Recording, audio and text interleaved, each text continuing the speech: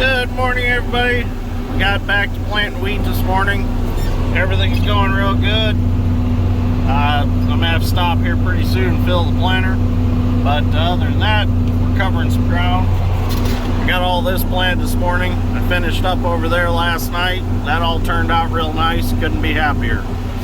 So, see what we can get done today. And hopefully it runs smoothly. And I should be able to probably, maybe, finish the wheat planting today. We'll see what happens. Let's get at it.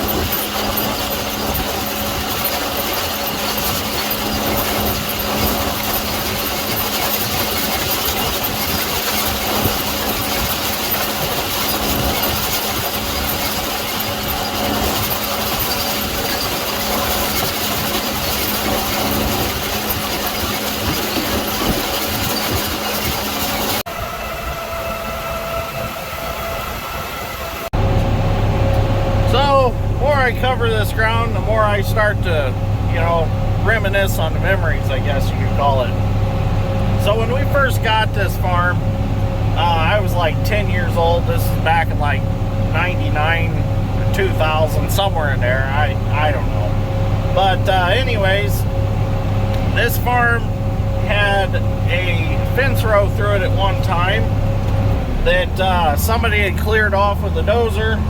And they kind of left a mess. They had piled stuff, they tried to burn it, and they had left a mess.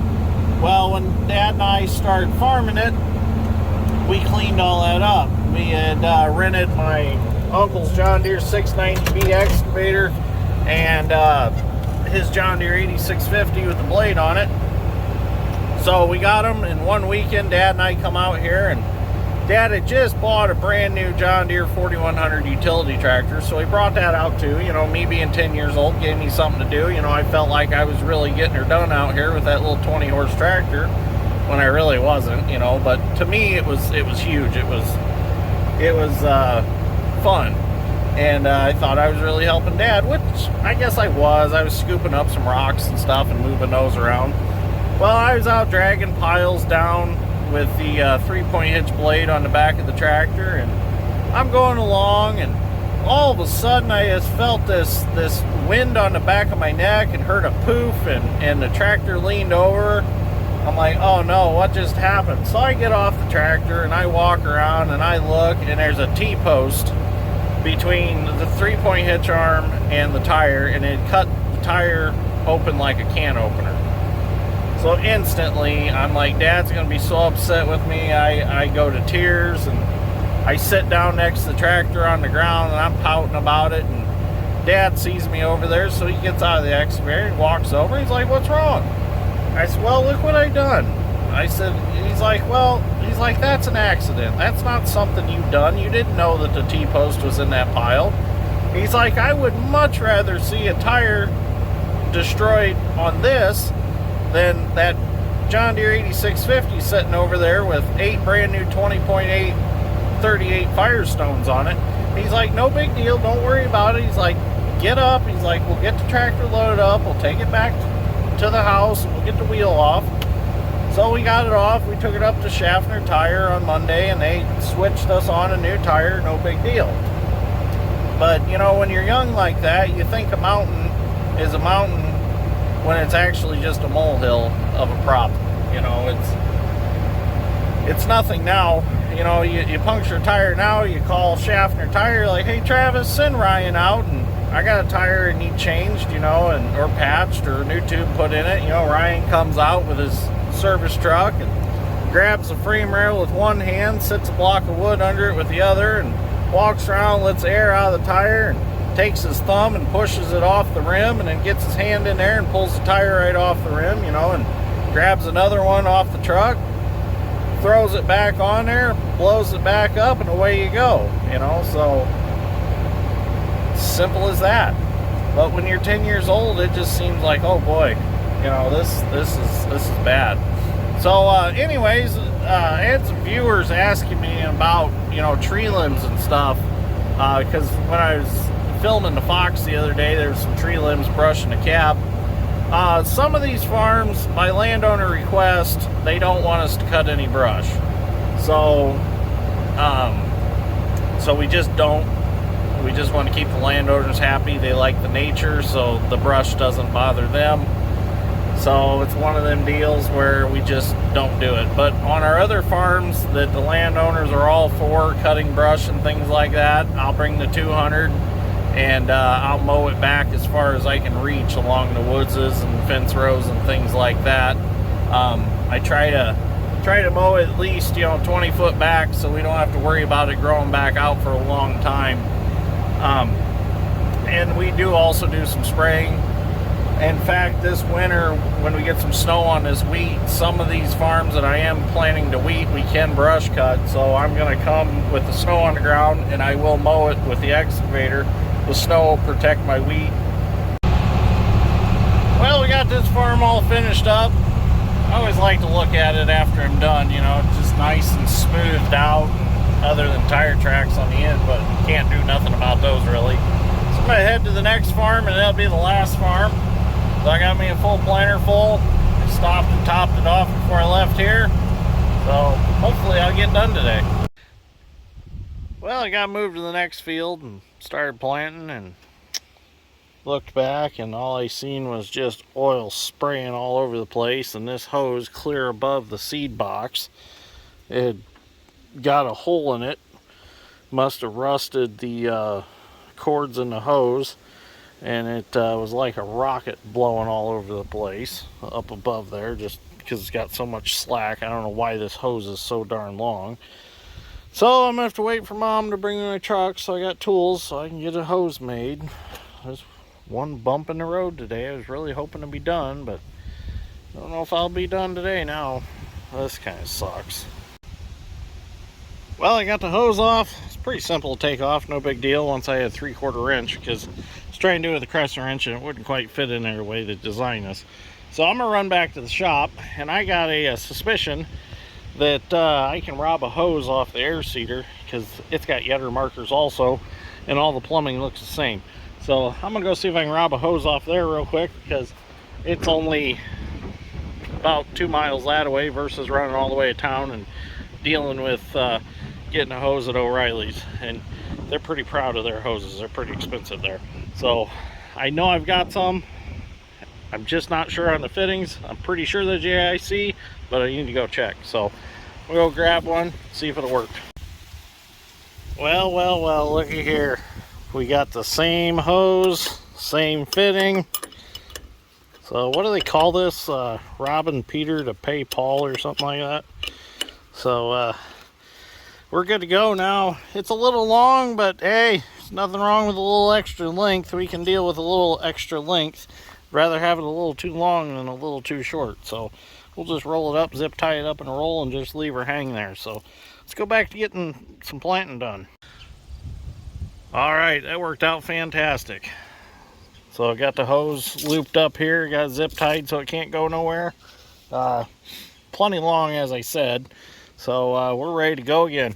It always helps to keep a mental inventory of what you have sitting around and what you have that will interchange with each other. So worked out great. Saved me in this situation. So okay, let's get back to planting. Well, we got a good start here. Everything's going real smooth. Better not jinx myself. Better find some wood to knock on. But anyways, hose is holding up. That's actually a newer hose. I put that one on when I put the markers on the air seeder. So it's a good hose actually. But I got to thinking about something out here in this field. I actually grew up in a house right over there. There's a line of houses. You can't see them because of the trees. But when I was born, that's the house that I came home to. And My grandpa farmed this farm at the time, and then my dad took over farming it. So I've been on this dirt basically my whole life here. So 33 years I've been on this farm, and I plan on building me a house right over there, and then I got my trommels set up over there in the woods, and I got plenty of gravel to wash. There's a lot of rocks. This farm, if you try to deep rip it, you'll pick up rocks for a year afterwards. I mean, there's just a lot of rocks here, and freeze and thaw bring them up all the time. Hell, we took 3 rocks off of here that each rock was a load for a tandem axle dump truck. Ended up having to back the truck down in a hole and roll them in with the excavator with the tailgate out of the truck. So there are some big rocks on this farm. So I thought that was pretty interesting that I've basically spent my whole life on this dirt. I put 8,000 miles on a 4-wheeler on a Honda Rancher on this place. So I've rode every square inch of it, I think. So I'll keep planting and see what I can get done. So the house that I was just talking about where I grew up in, my parents don't still live there. Back in 05 is when they bought the farm where they live now. That place back there is only on about an acre lot, and we were starting to farm pretty heavy, and we didn't have a very big garage, well, shop. It was a garage, basically. An oversized 2-car garage is what we were using for a shop at the time. And we were rapidly outgrowing it. We were having to go down to my grandpa's shop all the time to work on like the 4430, because the 4430 wouldn't fit in that building. So the farm come up for sale where they live now, and we moved there and built the shop, remodeled the house, and been there ever since. Definitely like that place a lot better. A lot more room for activities. I could never stuff the amount of stuff that I have around the old house. There's no way. I'd have to start stacking stuff up. So when I finally do get to build here, I'm going to build a house right over there, salt box style house, not fancy roof lines or anything. We're after more square footage than we are anything. So instead of making fancy peaks and stuff, we're just going to go with a nice basic style roof. It's going to have porches front and back, nothing too fancy. And then I'm going to build my own shop over there so I can work on my own projects, YouTube projects, and things like that at home in my own place. And number one thing is there's excellent cell service and excellent internet service here. So where I live now, those are terrible. Terrible, absolutely. I got HughesNet. It's terrible. It just don't work very good at all. It takes me like 5 hours to upload a 20-minute video. It's ridiculous. But out here, I've tested it many times. I can upload an hour-long YouTube video in like 20 minutes.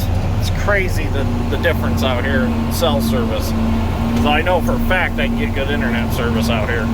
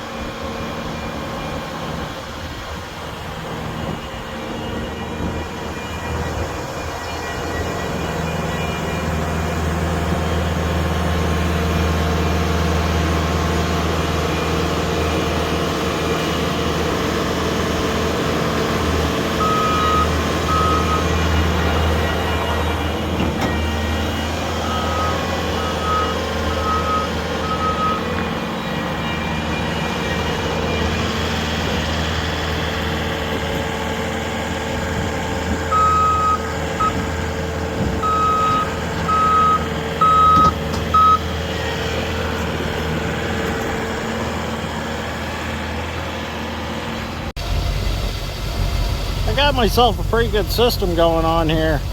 Just kind of use the seed tender like a grain cart, filling the truck. Just run it kind of slow and just keep pulling up with the pickup as it fills. Before I was trying to start in the middle and swing the auger both ways, but this system works pretty well. So I just wait till I see it start piling up.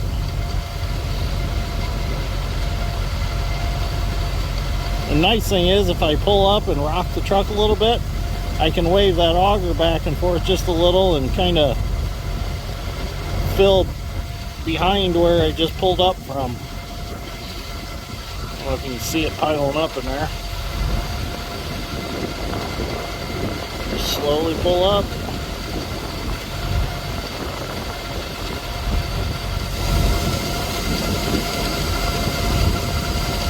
Just got to make sure you don't turn the steering wheel too much. It don't take much and it pulls that auger away from the drill hopper. So I let it kind of pile up against the lid, then I go with the kitty litter bucket and drag it down and pack it in. Pull up a little bit. Works pretty good.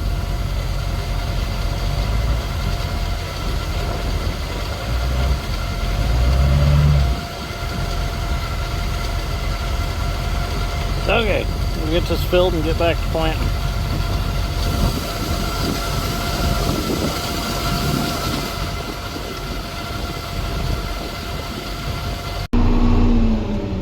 Well, I didn't quite get it all done tonight, but getting tired of being in a ball of dust. The breeze stopped and it just stays around the tractor and can't see nothing. Hard to see the marker track and all the dust. So I'm gonna quit for the night. Tomorrow's another day. I don't really have that much left. Probably maybe 15 acres. So that won't take me very long at all. So I'm tired. I'm hungry. I'm ready to go home. So I think we'll just end the video right here. We'll just call wheat planting for the season done. Even though I got 15 acres to go. That won't be very exciting. There's really not much exciting about it. So thank you for watching. I greatly appreciate it. I'm glad you come along on the journey of planting winter wheat. I enjoy planting winter wheat. Just getting to plant in the fall is kind of fun, you know. Usually just get to plant in the spring, but with winter wheat, you know, you're planting in the fall. And it's going to be fun to harvest in the summer. So the gleaner's definitely going to enjoy cutting some wheat. So anyways, thank you for watching. Greatly appreciate it. See you all in the next one. Have a good evening.